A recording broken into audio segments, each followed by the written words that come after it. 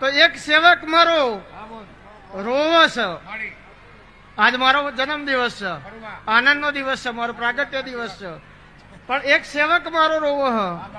એ રોતો રોતો મનમાં એવું કે જો ચિહર આ પ્રાગટ્ય પ્રસંગમાં અમે હાજર હોય કે ચિહરે અમને જો જોયા હોય તો આજ પૂછવાનો મેળ નહીં આવે એવું.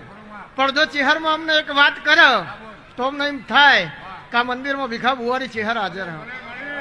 તો એ સેવકની નાભી મેં હોબળી લીધી. એ સેવક એવું કે હા દેવજી કે માતાજી બાયપાસ કરાવવાનું હું, બાયપાસ કરાવવાનું, બાયપાસ કરાવવાનું બંધ રહે અને સ્ટેન્ડ લખાવવાનું સેટિંગ થાય.